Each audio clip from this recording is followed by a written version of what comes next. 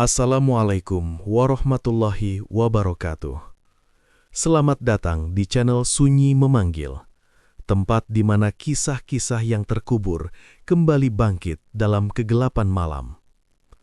Sebelum cerita dimulai, pastikan kalian sudah menekan tombol like, tulis komentar kalian di bawah tentang kejadian paling menyeramkan yang pernah kalian alami.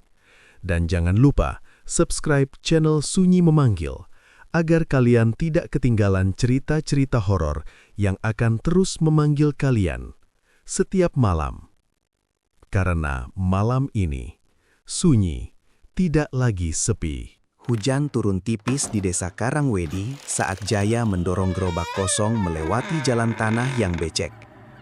Langkahnya berat, seperti kakinya diseret oleh rasa malu yang menempel sejak pagi. Di kanan kiri jalan, sawah tampak pucat diterpa angin malam. Tidak ada suara selain gemericik air dan sesekali lenguhan kerbau dari kandang warga. Sudah 3 hari Jaya tidak membawa pulang uang. Dulu, lelaki itu dikenal sebagai peternak paling rajin di dusun itu. Ia bangun sebelum ayam berkokok, membersihkan kandang, mencari rumput sampai ke bukit, lalu menjual susu kerbau ke pasar kecamatan. Hidupnya memang tidak mewah, tetapi cukup untuk makan dan menyekolahkan anak sematawayangnya, Darto. Namun semua berubah sejak wabah menyerang ternak desa. Satu persatu kerbau milik warga mati mendadak. Tubuh hewan itu membengkak, mulutnya berbusa hitam, lalu roboh seperti batang pohon lapuk. Kandang Jaya menjadi tempat paling parah. Dari 6 ekor kerbau, hanya tersisa seekor betina kurus yang bahkan sudah tidak mampu berdiri lama. Kerugian itu seperti lubang besar yang menelan hidupnya perlahan. "Pak, beras di rumah tinggal sedikit." Suara Rini memecah lamunan Jaya ketika ia tiba di rumah bambu mereka. Perempuan itu berdiri di depan pintu sambil menggendong ember kosong. Wajahnya lelah, tetapi tetap berusaha terlihat tenang. Jaya menghela nafas panjang. "Nanti aku cari pinjaman lagi." Ucapan itu terdengar hambar bahkan di telinganya sendiri. Ia sudah terlalu sering mengucapkannya sampai rasanya seperti mengunyah batu. Rini menunduk pelan. "Pak Lurah tadi datang." Jaya langsung menghentikan langkah. "Ngapain?" "Menagih hutang." Kalimat pendek itu terasa seperti duri yang ditancapkan ke dada. Jaya menatap lantai tanah di rumahnya tanpa bicara. Beberapa detik kemudian, suara kecil terdengar dari sudut ruangan. "Pak, lapar." Darto muncul sambil membawa singkong rebus di piring retak. Bocah berumur 9 tahun itu tersenyum polos walau bajunya lusuh dan lututnya penuh tambalan.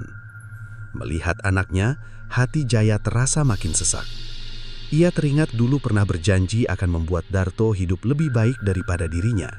Namun sekarang, untuk membeli minyak goreng saja, ia harus meminjam ke tetangga. Malam itu, mereka makan dalam diam. Lampu minyak bergoyang pelan diterpa angin yang masuk lewat celah dinding bambu. Suasananya seperti perahu heot di tengah laut gelap, rapuh dan bisa tenggelam kapan saja. Setelah makan, Jaya duduk di teras sambil memandangi kandang kosong di belakang rumah. Hujan mulai reda, meninggalkan bau tanah basah yang menusuk hidung. Tiba-tiba, terdengar suara langkah mendekat. "Jaya!" Suara keras itu membuat Rini keluar dari rumah.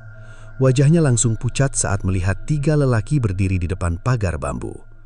Pak Lurah datang bersama 2 anak buahnya. "Utangmu jatuh tempo hari ini," ucap lelaki tua itu dingin. Jaya berdiri perlahan. "Saya minta waktu sedikit lagi." "Sedikit lagi? Kamu sudah bilang begitu 2 bulan." Nada suaranya meninggi hingga beberapa warga mulai membuka jendela. Jaya menahan malu ketika Pak Lurah melangkah mendekat sambil menunjuk wajahnya. "Kalau tidak mampu bayar, jangan sok jadi peternak." Ucapan itu seperti cambuk di depan banyak orang. Beberapa tetangga mulai berbisik pelan. Ada yang iba, ada pula yang tersenyum mengejek. Jaya merasa dirinya lebih hina daripada lumpur di bawah sandal mereka. "Aku pasti bayar," katanya lirih. "Kapan? Setelah rumahmu roboh?" Tawa kecil terdengar dari salah satu lelaki di belakang Pak Lurah. Darto yang berdiri di pintu mulai menangis melihat ayahnya dipermalukan. Bocah itu memeluk kaki Rini erat-erat. Pak Lurah kemudian menendang ember di dekat teras hingga terguling. "Kalau minggu depan belum lunas, kandang dan tanahmu saya ambil." Setelah berkata begitu, mereka pergi meninggalkan rumah kecil itu dalam kesunyian memalukan. Jaya tetap berdiri tanpa bergerak. Dadanya terasa panas, tetapi bukan karena marah. Perasaan itu lebih mirip bara yang dipendam terlalu lama, membakar pelan dari dalam. Malam makin larut. Rini sudah menidurkan Darto, sementara Jaya masih duduk sendirian di dekat kandang kosong. Angin dingin berhembus dari arah hutan belakang desa. Lalu, terdengar suara lonceng kerbau. Klang, klang, klang. Padahal kandangnya sudah hampir kosong. Jaya mengernyit. Dari balik kabut pipis, muncul seorang lelaki tua membawa tongkat kayu. Pakaiannya serba hitam, wajahnya keriput seperti akar pohon tua. Matanya kecil tetapi tajam menatap langsung ke arah Jaya. "Aku dengar kau butuh uang." Jaya terdiam. Orang tua itu tersenyum tipis. "Sebenarnya nasibmu bisa berubah dalam semalam." Suara lelaki itu pelan namun terasa berat seperti bisikan dari sumur dalam.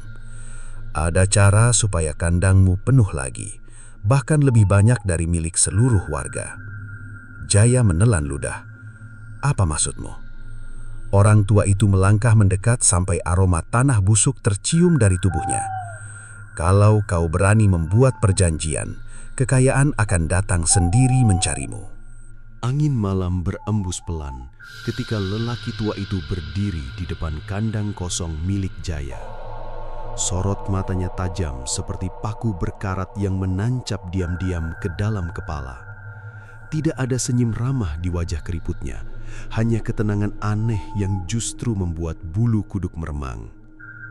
Jaya memandangi orang asing itu dengan ragu. "Siapa sebenarnya sampean?" tanyanya pelan. Lelaki itu mengetukkan tongkat kayunya ke tanah basah. "Orang yang bisa mengubah hidupmu." Jawaban singkat itu terasa menggantung seperti kabut di atas rawa. Tidak jelas bentuknya, tetapi membuat siapapun sulit melihat jalan lurus. Jaya menoleh ke arah rumahnya. Dari balik jendela bambu, ia melihat Rini sedang menidurkan Darto. Lampu minyak di dalam rumah tampak redup, seakan ikut kelelahan menghadapi hidup mereka. "Aku tidak punya apa-apa lagi," ucap Jaya lirih.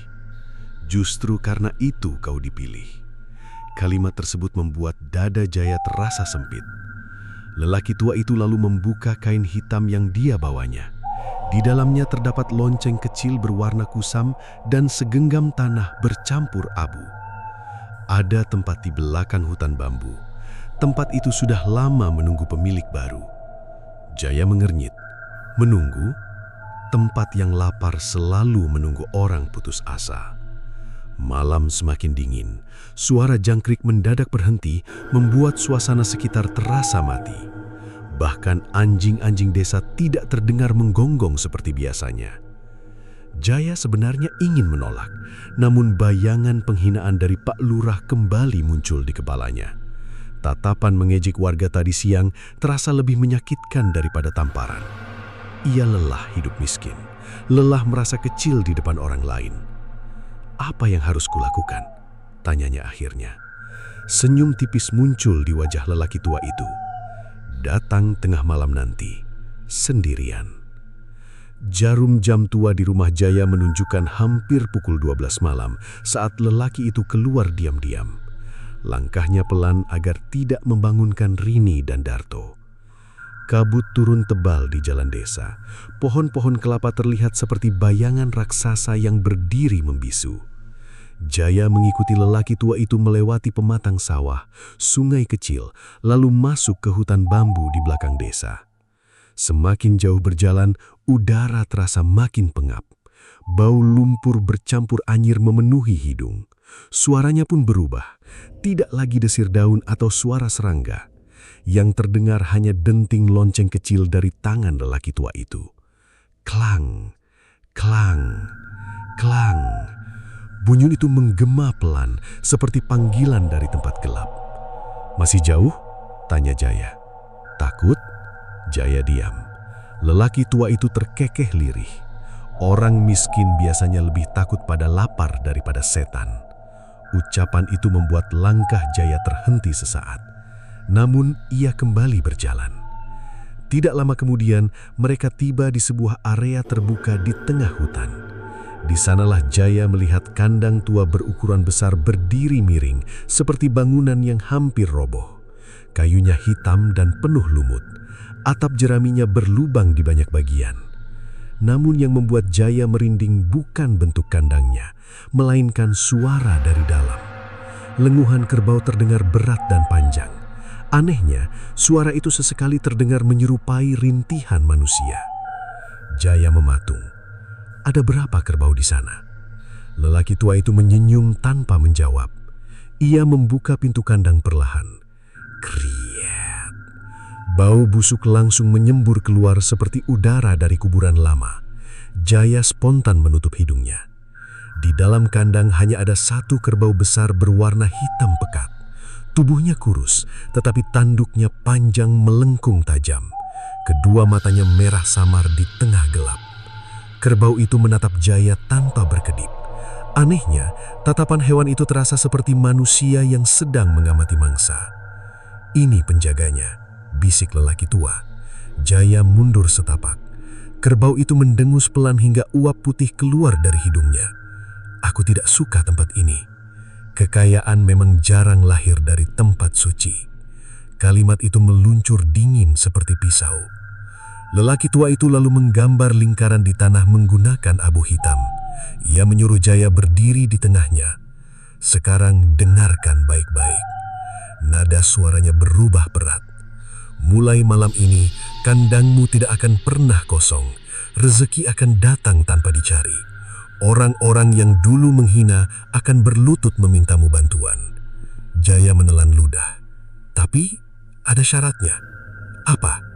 Lelaki tua menatap lurus ke matanya. Kandang ini harus diberi makan.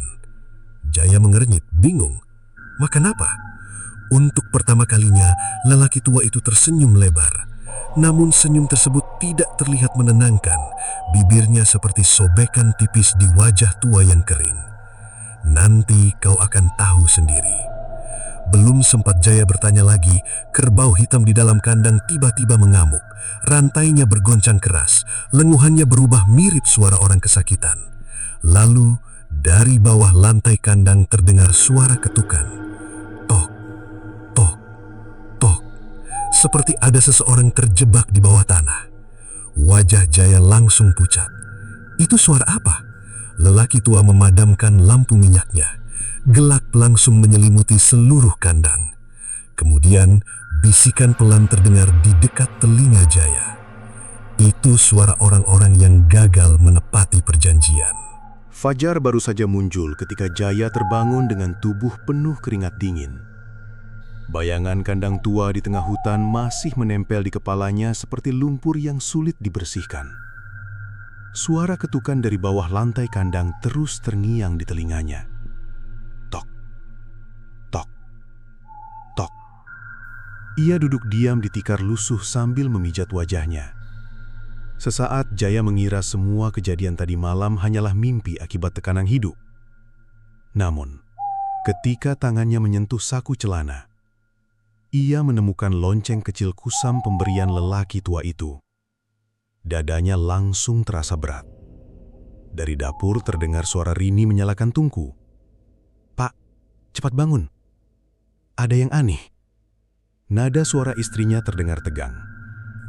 Jaya segera berdiri lalu berjalan ke belakang rumah. Begitu tiba di kandang, langkahnya langsung terhenti. Matanya membelalak. Kerbau betina miliknya yang semula kurus kini berdiri sehat dengan tubuh gemuk mengkilap. Bukan hanya itu, di dalam kandang terdapat 3 anak kerbau baru. Jaya mengucek mata berkali-kali. Semalam kandang itu hampir kosong. Tidak mungkin seekor kerbau melahirkan sekaligus dalam waktu singkat. Ini punya siapa? Bisik Rini panik. Jaya tidak menjawab. Ia justru mendekat perlahan. Ketiga anak kerbau itu menoleh bersamaan ke arahnya. Tatapan mereka membuat tengkuk Jaya meremang. Matanya merah. Bukan merah biasa akibat sakit, melainkan merah menyala samar seperti bara dalam sekam. "Pak," suara Rini bergetar. "Aku takut." Namun sebelum Jaya sempat bicara, suara motor terdengar dari depan rumah. Seorang tengkulak ternak datang tergesa-gesa sambil tersenyum lebar. "Jaya, aku dengar kau punya kerbau baru." Jaya bingung. Ia bahkan belum memberitahu siapapun. Tengkulak itu masuk ke kandang lalu langsung tertarik melihat kerbau-kerbau tersebut. "Bagus sekali badannya. Aku berani bayar mahal." Semua terjadi terlalu cepat. Hari itu juga, Jaya menerima uang jutaan rupiah dari hasil penjualan satu kerbau. Jumlah yang biasanya baru bisa ia kumpulkan berbulan-bulan. Tangannya gemetar saat memegang uang tersebut. Rasanya seperti orang haus yang tiba-tiba menemukan sungai di tengah gurun. Sejak hari itu, keanehan mulai muncul satu demi satu. Setiap pagi, kandang Jaya selalu bertambah isi. Kadang muncul anak kerbau baru. Kadang ada indukan besar yang tiba-tiba sudah berdiri di dalam tanpa diketahui datang dari mana. Tidak ada warga yang berani bertanya terlalu jauh karena mereka sibuk kagum melihat perubahan hidup Jaya. Dalam waktu 2 minggu, rumah bambunya mulai direnovasi. Atap bocor diganti genting baru. Dinding kayu lapuk berubah menjadi tembok bata. Pak Lurah yang dulu menghina kini mendadak ramah. "Kalau ada acara desa, jangan lupa bantu ya, Jai," katanya sambil tersenyum canggung. Jaya hanya membalas pendek. Kini orang-orang memandangnya berbeda. Tatapan meremehkan yang dulu sering ia terima, perlahan berubah menjadi iri. Rasanya seperti berdiri di puncak bukit setelah lama diinjak lumpur. Namun, kekayaan itu datang bersama sesuatu yang gelap. Malam pertama setelah rumahnya direnovasi, Darto terbangun sambil menangis. Ada kerbau di jendela. Rini langsung memeriksa kamar tetapi tidak menemukan apa-apun. "Cuma mimpi," hiburnya. Namun Darto menggeleng keras. Kerbaunya berdiri seperti orang. Ucapan itu membuat Rini diam. Keesokan malamnya, suara rantai mulai terdengar dari kandang belakang. Kling, kling, kling. Suara itu muncul tepat tengah malam, panjang dan lambat, seperti seseorang sedang menyeret beban berat. Jaya mencoba memeriksa kandang tetapi tidak menemukan apa-apun kecuali kerbau-kerbau yang berdiri diam. Anehnya, semua hewan itu menatap ke arah yang sama, ke arah rumah. Mata mereka memantulkan cahaya merah samar dalam gelap. Sejak saat itu, suasana rumah terasa berubah. Udara menjadi dingin walau musim kemarau mulai datang. Bau lumpur busuk kadang muncul mendadak di ruang makan. Bahkan lampu minyak sering mati sendiri ketika tengah malam tiba. Rini mulai sering sakit kepala. Ada yang tidak benar dengan semua ini, katanya suatu malam. Jaya yang sedang menghitung uang langsung berhenti. "Kita cuma lagi beruntung. Beruntung tidak datang seperti ini." Rini menatap tumpukan uang di meja. Semua terlalu cepat. Jaya mulai kesal. "Kau lebih suka miskin?" Pertanyaan itu membuat suasana hening. Rini menunduk pelan. Ia sadar suaminya berubah. Dulu Jaya dikenal sabar meski hidup sulit. Sekarang, lelaki itu gampang marah dan lebih sering mengurung diri di kandang. Bahkan setiap malam Jumat Kliwon, Jaya selalu pergi diam-diam bawa ember tertutup kain hitam. Suatu malam, Darto memegang tangan ibunya erat. "Bu, ada apa?" Kerbau di kandang ngomong.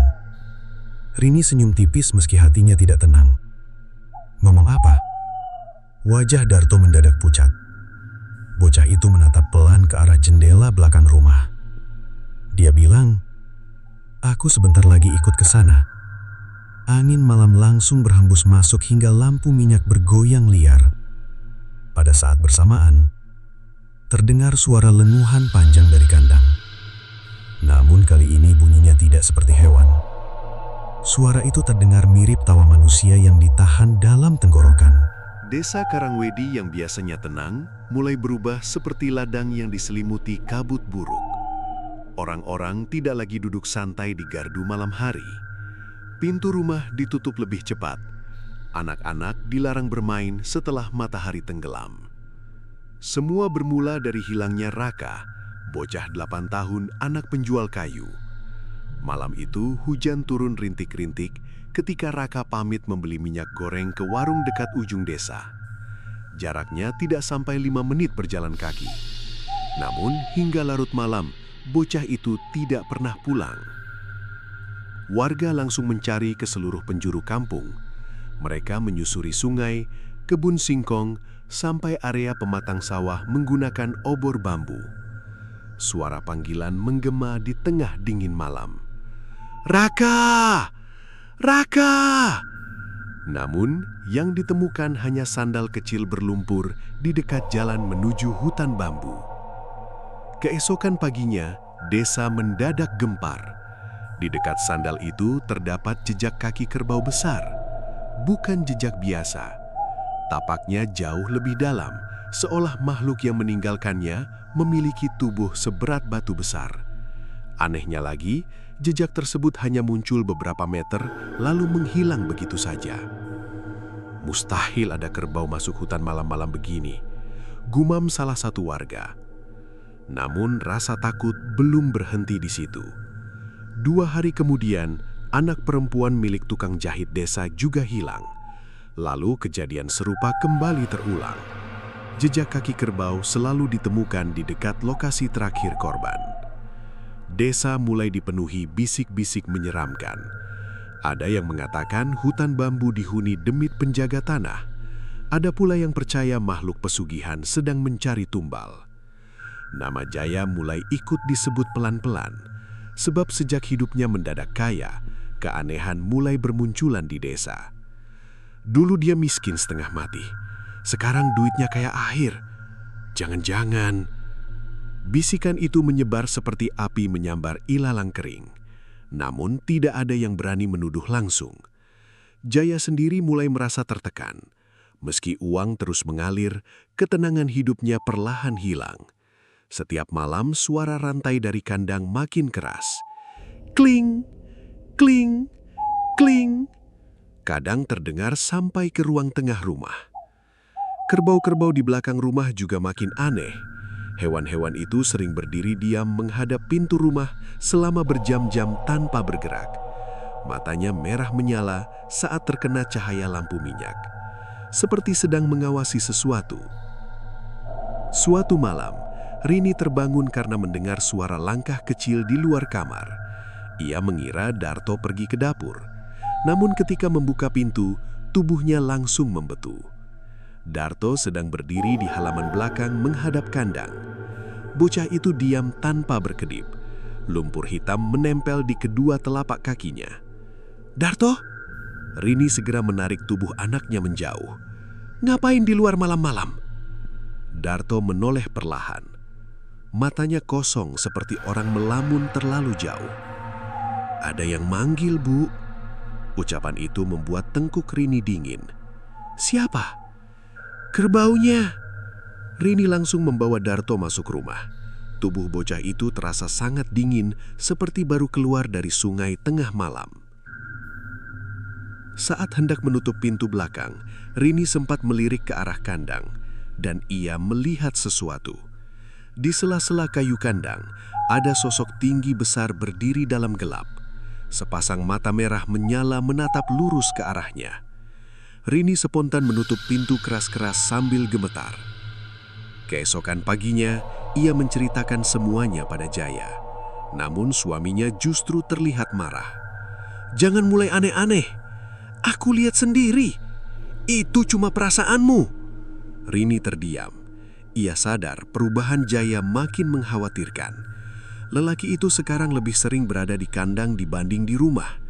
Bahkan bau anyir mulai melekat di bajunya. Suatu sore, Darto sedang bermain di depan rumah ketika tiba-tiba ia menggambar sesuatu di tanah menggunakan ranting. Rini yang melihat langsung mendekat. "Apa itu?" Darto menunjuk gambar tersebut. "Kandang!" Rini mengkernyit. Gambar itu menunjukkan kandang besar dengan banyak sosok kecil di dalamnya. Namun yang membuat nafasnya tercekat adalah bentuk sosok-sosok itu. Mereka digambar seperti anak kecil bertanduk. "Siapa yang ngajarin gambar beginian?" Darto menjawab polos. "Om di kandang." Darah Rini seakan berhenti mengalir. "Om siapa? Yang tinggal sama kerbau." Malam harinya, hujan turun sangat deras.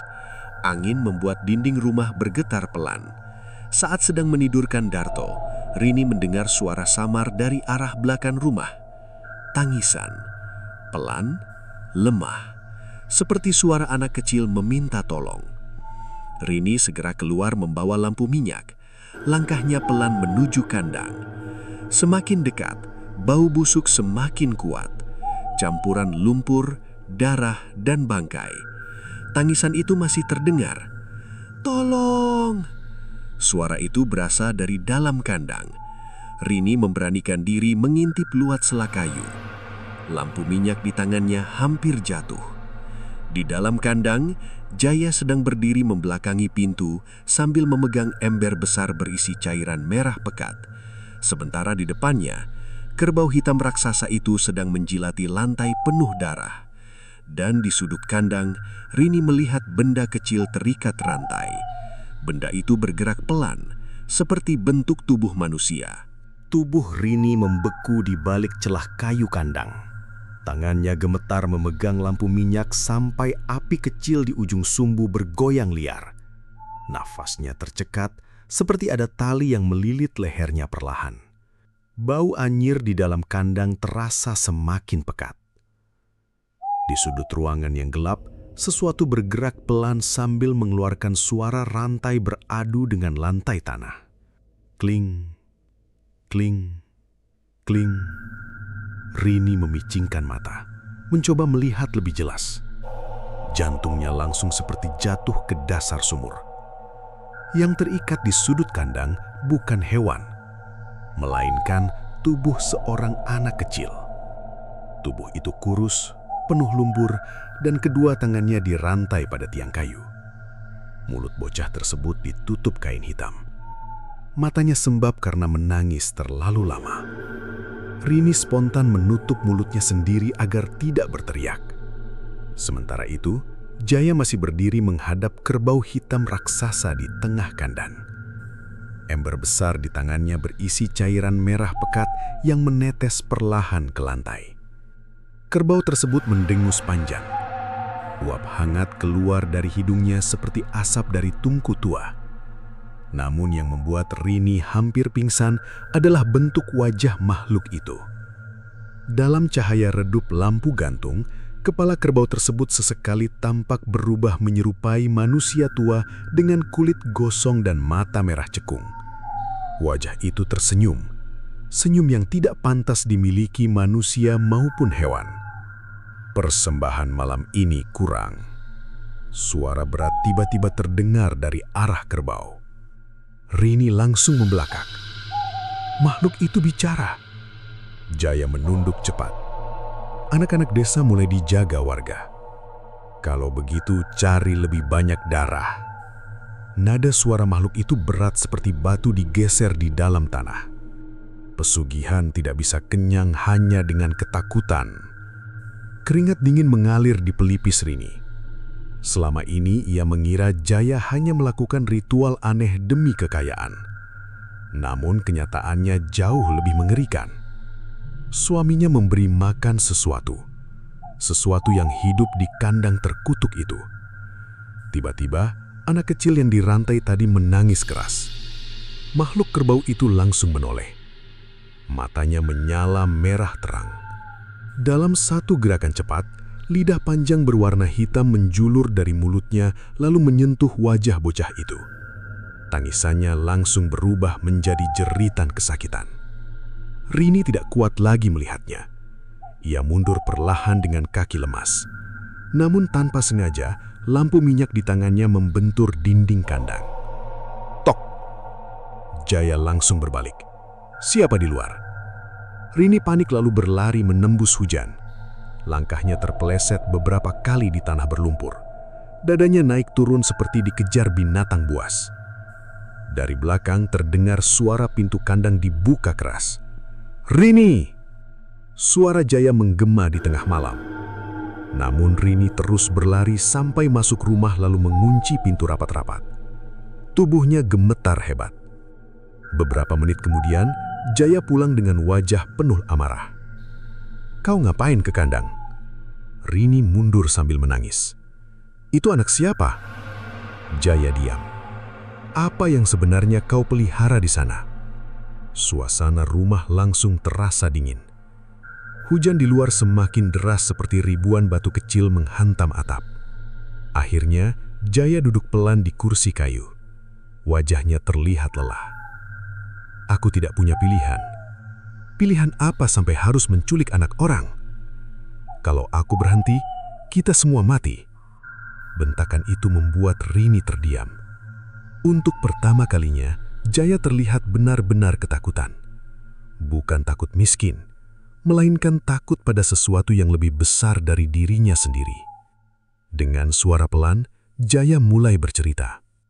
Malam pertama di kandang terlarang, lelaki tua itu ternyata belum menjelaskan seluruh syarat pesugihan. Kekayaan memang datang tanpa batas, tetapi ada harga yang harus dibayar. Makhluk penjaga kandang bernama Lembu Ireng. Ia bukan setan biasa, melainkan roh tua pemakan nyawa yang sudah hidup sejak zaman leluhur desa. Setiap pemilik pesugihan wajib memberinya makan. Awalnya hanya darah hewan, namun lama-kelamaan makhluk itu meminta lebih. Kalau lapar tidak dipenuhi, ucap Jaya lirih, dia akan mengambil sendiri. Rini menatap suaminya tidak percaya. Dan anak-anak hilang itu? Jaya menunduk. Jawabannya sudah terlihat jelas tanpa perlu diucapkan. Air mata Rini langsung jatuh. "Kau gila. Aku cuma mau kita hidup layak. Dengan cara begini." Jaya memukul meja keras. "Aku capek diinjak oleh semua orang." Rumah kecil itu mendadak hening. Hanya suara hujan yang masih turun tanpa jeda. Beberapa saat kemudian, Jaya bicara lagi dengan suara lebih pelan. "Ada yang lebih buruk." Rini mengangkat wajahnya perlahan. Kalau tumbal dari luar tidak ada lagi. Nafas Jaya terasa berat. Lembu Ireng akan mengambil darah dari keluarga pemilik pesugihan. Rini langsung pucat. "Maksudmu?" Jaya menatap ke arah kamar Darto. "Anak kita." Seperti petir menyambar tepat di dalam rumah, tubuh Rini langsung lemas. Ia teringat ucapan Darto beberapa hari lalu. "Aku sebentar lagi ikut ke sana." Tiba-tiba, dari arah kamar terdengar suara aneh. "Bruk!" Jaya dan Rini spontan menoleh bersamaan. Pintu kamar Darto terbuka sendiri. Anak itu berdiri di ambang pintu sambil menunduk. Lumpur hitam menetes dari kedua kakinya. Namun, yang paling mengerikan, di belakang tubuh Darto terlihat bayangan kepala kerbau besar berdiri di dinding kamar. Lampu minyak di ruang tengah bergoyang pelan tertiup angin malam. Bayangan kepala kerbau besar yang menempel di dinding kamar Darto terlihat semakin jelas, seperti makhluk hidup yang sedang berdiri diam sambil mengawasi isi rumah. Rini memeluk mulutnya sendiri agar tidak berteriak. Sementara Jaya terpaku dengan wajah pucat. "Darto," panggilnya Lili. Anak itu perlahan mengangkat kepala. Matanya merah, bukan merah karena menangis, melainkan merah pekat seperti bara yang baru disiram minyak. Nafasnya terdengar berat dan kasar. "Ayah, dia lapar." Suara Darto berubah parau, seolah ada orang lain yang ikut berbicara dari dalam tenggorokannya. Rini langsung berlari memeluk anaknya. Tubuh bocah itu panas luar biasa, kulitnya seperti bara tungku yang dipendam di balik daging. Ya Allah, panas sekali. Namun Darto tiba-tiba mendorong ibunya hingga jatuh. Gerakannya terlalu kuat untuk anak seusianya. Ia kemudian berjalan merangkak ke pintu belakang rumah. Seperti kerbau, kedua lutut dan telapak tangannya menghantam lantai kayu sambil mengeluarkan bunyi keras. Brak, brak, brak. Rini menangis ketakutan. Kenapa anak kita? Jaya tidak mampu menjawab. Dadanya dipenuhi rasa bersalah yang mulai berubah menjadi teror. Semua yang dulu tampak seperti jalan keluar, kini berubah menjadi lubang gelap yang menelan keluarganya perlahan. Darto berhenti tepat di depan pintu belakang. Lalu, ia mengeluarkan suara lenguhan panjang. Suara itu persis seperti kerbau dewasa. Pada saat bersamaan, dari kandang terdengar balasan serupa. Lenguhan berat menggema menembus malam. Jaya langsung menutup telinga Darto sambil menyeret tubuh anak itu kembali ke kamar. Butuh seluruh tenaganya hanya untuk menahan bocah kecil tersebut. Keesokan paginya, keadaan Darto semakin buruk. Tubuhnya demam tinggi, matanya sayu dan bibirnya pucat. Namun yang paling membuat Rini ketakutan adalah tanda hitam yang muncul di punggung anaknya. Bentuknya menyerupai cap tapak kaki kerbau. Kulit di sekitar tanda itu tampak membiru seperti lebam lama. "Aku mau bawa dia ke Kiai," ucap Rini panik. Jaya langsung menggeleng keras. "Tidak bisa." "Kenapa?" "Kalau orang luar tahu soal ini, kita habis." Rini menatap suaminya dengan mata penuh kebencian. "Anak kita mau mati." Kalimat itu seperti tamparan keras bagi Jaya. Namun sebelum pertengkaran mereka berlanjut, terdengar suara ketukan dari luar rumah. Tok, tok, tok. Suara itu lambat dan berat. Jaya membuka pintu perlahan. Lelaki tua berpakaian hitam sudah berdiri di depan rumah sambil membawa tongkat kayu. Wajahnya tampak tenang seperti orang yang sudah mengetahui semuanya. "Aku sudah bilang, setiap perjanjian pasti meminta balasan." Rini langsung mendekat dengan emosi meluap. "Apa yang kalian lakukan pada anakku?" Lelaki tua itu hanya melirik sekilas. Dia mulai dipanggil. "Dipanggil siapa?" "Penjaga kandang." Angin dingin berhembus melewati halaman rumah. Pohon pisang di belakang rumah bergoyang pelan seperti sedang berbisik. Jaya menggenggam bahu lelaki tua itu. "Bilang cara menghentikannya." Untuk pertama kalinya, lelaki tua itu tersenyum kecil. Namun senyum itu lebih mirip retakan di batu tua daripada ekspresi manusia. "Ada satu jalan." "Apa?" "Kau harus memberi pengganti." Rini langsung menggeleng. "Tidak." "Kalau tidak," lanjut lelaki tua tanpa memedulikan teriakan Rini, "anakmu akan diambil sebelum bulan purnama." Jaya menelan ludah. "Pengganti bagaimana?" Nyawa ditukar nyawa. Rumah itu langsung terasa sunyi. Bahkan suara ayam dan burung di luar mendadak menghilang seperti alam ikut mendengarkan percakapan mengerikan itu. Rini mundur sambil menangis. "Kalian iblis." Lelaki tua mendekat ke arah kamar Darto. Dari balik pintu terdengar suara nafas kasar anak itu.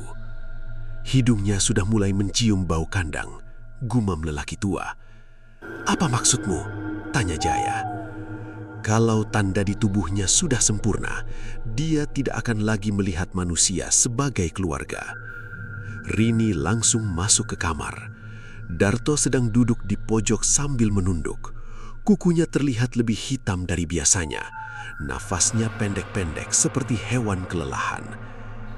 "Darto," panggil Rini lembut.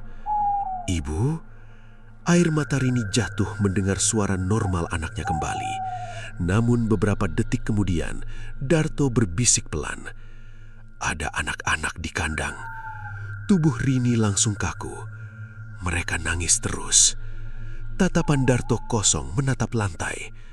Mereka bilang dingin, gelap, dan lapar. Jaya merasakan bulu kuduknya berdiri. Darto, siapa yang bicara begitu? Anak itu mengangkat jari ke arah belakang rumah. Kerbau besar itu. Malam harinya, suara dari kandang semakin menjadi-jadi. Rantai bergoncang keras, lenguhan panjang terdengar bersahutan. Kadang di sela suara tersebut, terdengar jeritan anak kecil memanggil minta tolong. Rini sudah tidak tahan lagi. Diam-diam ia mengambil golok dari dapur, lalu berjalan menuju kandang. Wajahnya penuh air mata dan amarah. Ia tidak peduli apa yang ada di dalam sana. Yang ia tahu, tempat itu sudah menghancurkan keluarganya. Saat hampir tiba di kandang, langkahnya mendadak berhenti. Pintu kandang terbuka sedikit. Dari celah gelap itu, puluhan mata merah menyala bersamaan, terlihat menatap ke arahnya bersamaan. Lalu terdengar suara Darto dari dalam kandang. "Bu, masuk sini."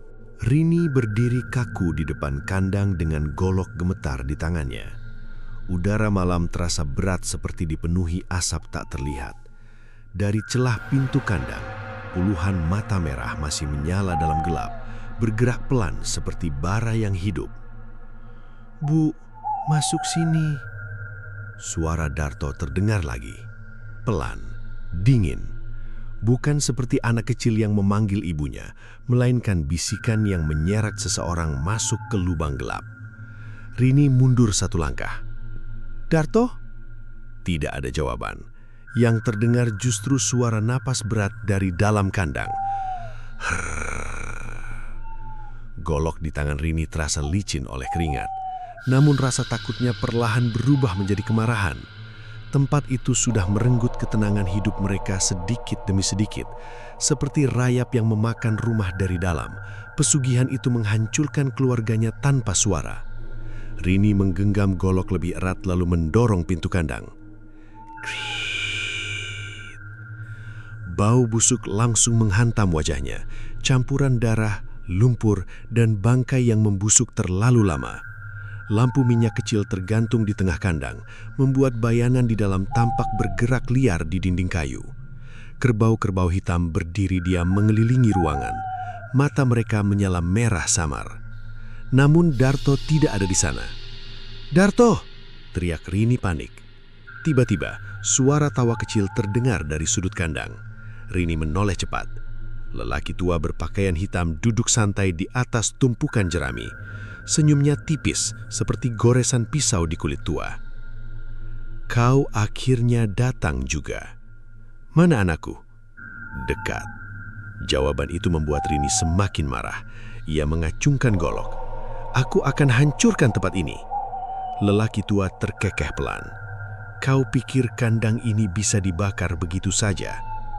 Belum sempat Rini bergerak, suara langkah terdengar dari belakang.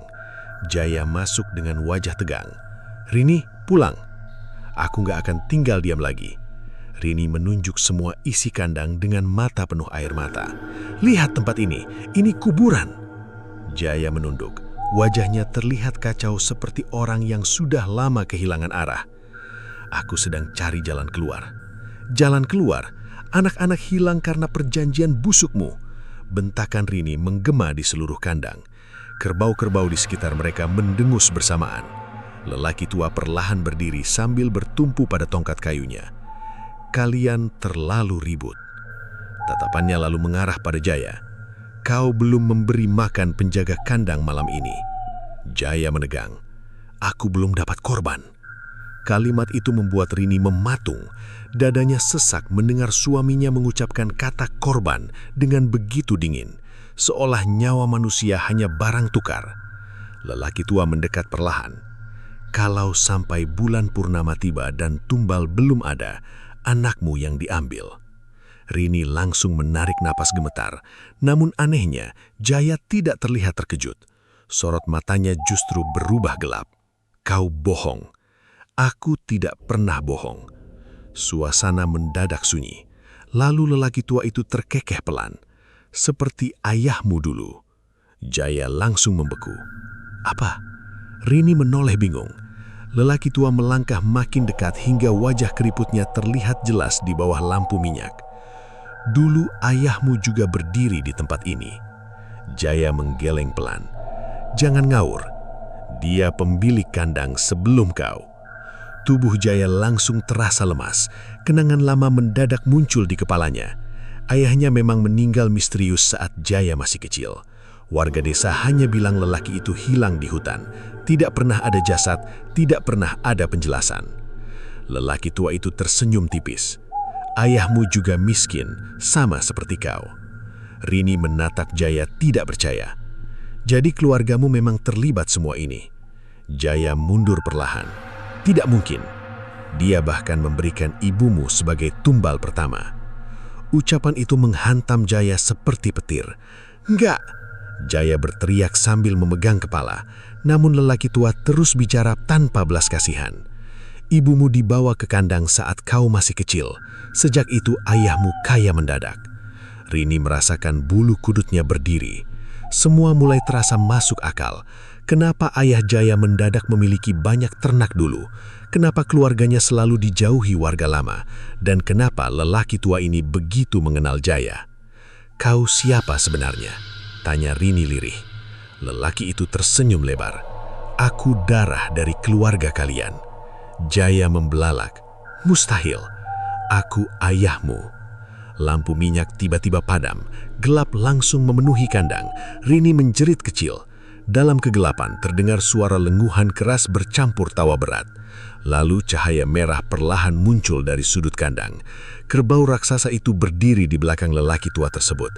Namun kini, wajah lelaki itu mulai berubah. Kulitnya mengelupas sedikit demi sedikit. Tanduk hitam muncul dari kepalanya. Matanya menyala merah seperti bara. Ayahmu tidak pernah pergi, Jaya. Suaranya berubah berat dan menggema. Dia hanya menjadi bagian dari kandang ini. Jaya jatuh terduduk. Air matanya keluar tanpa suara. Sementara Rini menggenggam golok erat-erat, tubuhnya gemetar hebat. Ia sadar satu hal mengerikan. Pesugihan itu bukan sekedar perjanjian, melainkan kutukan turun-temurun yang diwariskan dari darah keluarga Jaya sendiri. Tiba-tiba, dari belakang kandang terdengar suara Darto tertawa. Namun tawanya kini bercampur lenguhan kerbau. Tawa Darto menggema dari belakang kandang. Suaranya bercampur lenguhan berat yang membuat seluruh isi ruangan terasa bergetar. Lampu minyak yang tadi padam tiba-tiba menyala lagi dengan api kecil berwarna kebiruan. Rini menoleh cepat ke arah suara itu. Tubuhnya langsung kaku. Darto berdiri di sudut kandang sambil menunduk. Bajunya penuh lumpur hitam, sementara kedua telapak kakinya tampak retak seperti tanah kering. Di belakang bocah itu, bayangan kepala kerbau besar membentang memenuhi dinding kayu. Darto, suara Rini pecah. Anak itu perlahan mengangkat wajah. Matanya kini merah seluruhnya. Tidak ada bagian putih sama sekali. Jaya mencoba mendekat, tetapi langkahnya berhenti ketika Darto menggeram pelan. Rrrr. Suara itu bukan suara manusia. Lelaki tua yang mengaku ayah Jaya tersenyum lebar. Kulit wajahnya semakin rusak memperlihatkan daging hitam di bawahnya.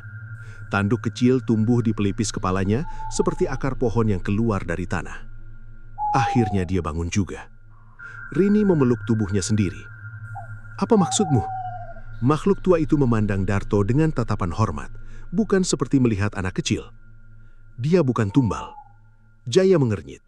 Lalu, dia pewaris. Angin dingin mendadak berhembus keras di dalam kandang. Jerami di lantai beterbangan seperti disapu badai kecil. Jaya menggeleng keras.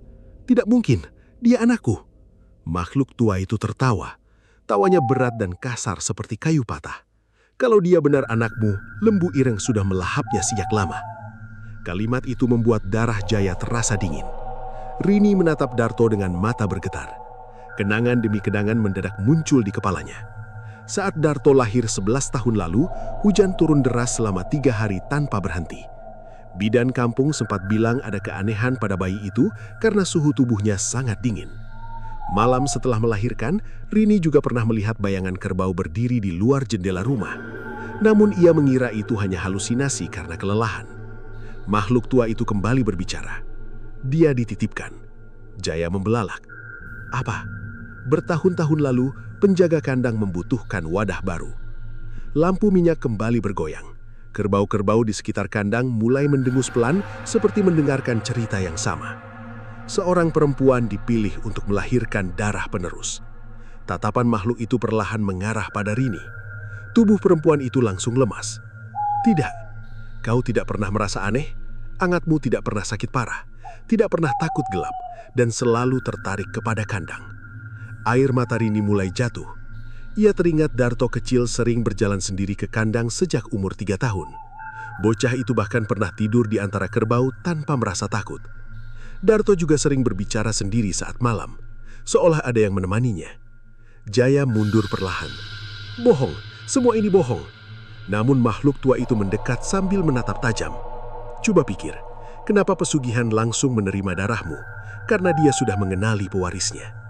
Suasana kandang terasa makin sesak, seperti udara di dalamnya berubah menjadi lumpur pekat yang sulit dihirup.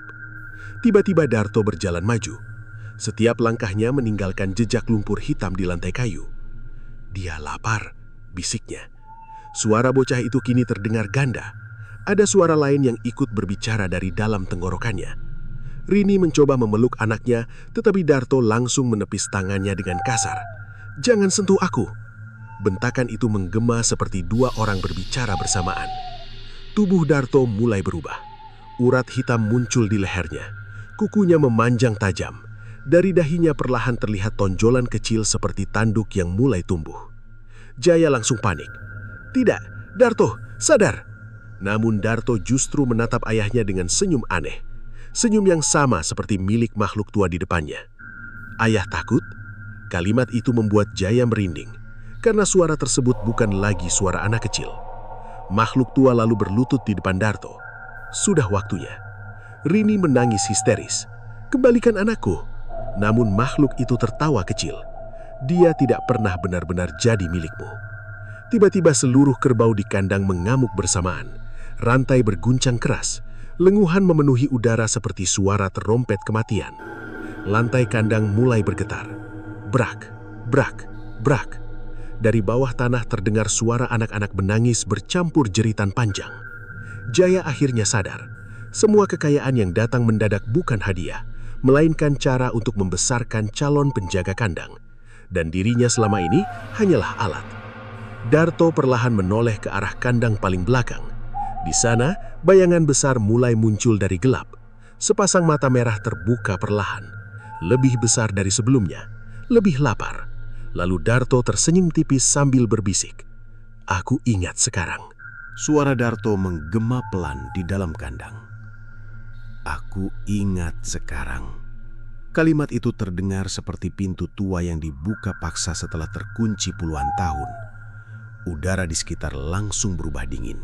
Lampu minyak bergoyang liar hingga bayangan di dinding tampak menari seperti makhluk hidup. Rini mundur sambil menangis. "Darto, jangan takut nak, ibu di sini." Namun bocah itu tidak lagi menatap ibunya seperti biasa. Matanya merah menyala penuh. Tidak ada kehangatan, tidak ada kepolosan anak kecil yang dulu sering tidur di pangkuannya. Yang berdiri di dalam kandang kini terasa seperti sesuatu yang baru bangun dari tidur panjang. Lantai kayu mulai bergetar semakin keras. Brak, brak, brak. Kerbau-kerbau hitam di sekeliling kandang mengamuk sambil menghantam rantai mereka sendiri. Suara lenguhan bercampur jeritan anak-anak dari bawah tanah terdengar seperti paduan mimpi buruk yang hidup. Makhluk tua bertanduk itu tersenyum lebar. Sudah waktunya penjaga baru lahir. Jaya langsung mengambil golok dari lantai lalu berdiri di depan Rini. "Aku gak akan biarin kalian ambil anakku." Makhluk tua itu tertawa kasar. "Hehehe, kau masih belum paham juga. Tubuhnya perlahan berubah semakin mengerikan.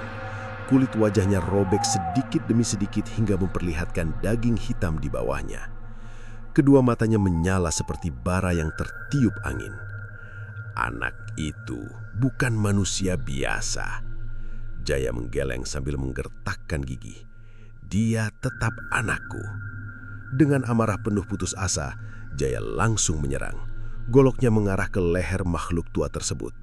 Namun sebelum mengenai sasaran, brak! Tubuh Jaya terpental keras menghantam tiang kandang. Darto berdiri di depan makhluk tua sambil mengangkat satu tangan. Bocah itu bahkan tidak menyentuh ayahnya. Namun kekuatan tak terlihat tadi melempar tubuh Jaya seperti boneka jerami. "Ayah, jangan ganggu," ucap Darto dingin. Rini langsung memeluk tubuh suaminya yang batuk darah. Air matanya terus jatuh. Ia merasa seperti melihat anaknya tenggelam di depan mata, tetapi tidak mampu menariknya kembali. Tiba-tiba, suara retakan terdengar dari bawah lantai kandang. Krak! Tanah mulai pecah. Bau busuk menyembur keluar bersama asap hitam pekat. Dari celah retakan itu muncul tangan-tangan kecil penuh lumpur, bergerak lemah seperti orang yang terkubur hidup-hidup. Rini menjerit ketakutan. "Itu anak-anak desa." Jeritan lirih mulai terdengar bersahutan. "Tolong, dingin, aku takut." Suasana kandang berubah seperti pintu menuju neraka. Makhluk tua mengangkat kedua tangannya lebar-lebar. Semua tumbal akan menyatu malam ini. Namun tiba-tiba Darto menoleh perlahan ke arah makhluk tersebut. Sorot matanya berubah tajam. "Diam." Satu kata itu membuat seluruh kandang mendadak hening, bahkan kerbau-kerbau berhenti bergerak. Makhluk tua tampak terkejut. "Apa maksudmu?" Darto melangkah maju. Setiap pijakannya membuat lantai kayu retak pelan. Dari dahinya tanduk hitam mulai tumbuh semakin panjang. "Aku ingat siapa diriku." Napas makhluk tua terdengar berat. "Bagus. Berarti kau siap menggantikanku." Namun Darto justru tersenyum tipis. Senyum dingin yang membuat udara terasa membeku. "Aku tidak mau jadi pelayan." Wajah makhluk tua langsung berubah. "Apa?" Dalam sekejap Darto mengangkat tangannya. Tubuh makhluk tua itu langsung terangkat ke udara seperti dicekik tangan raksasa tak terlihat. "Ah!" Suara jeritannya menggema keras. Rini dan Jaya membelalak tidak percaya. "Selama ini," bisik Darto, "kau cuma penjaga kecil."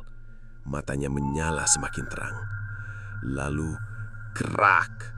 Tubuh makhluk tua itu patah secara perlahan di udara. Tulang-tulangnya berbunyi seperti ranting kering diinjak. Cairan hitam menyembur ke lantai kandang. Makhluk itu menjerit sebelum akhirnya tubuhnya meledak menjadi gumpalan lumpur busuk.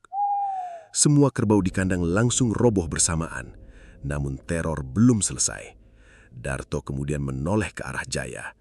Tatapannya kosong. Perjanjian tetap harus dibayar. Jaya membeku. Rini langsung berdiri di depan suaminya. "Jangan!"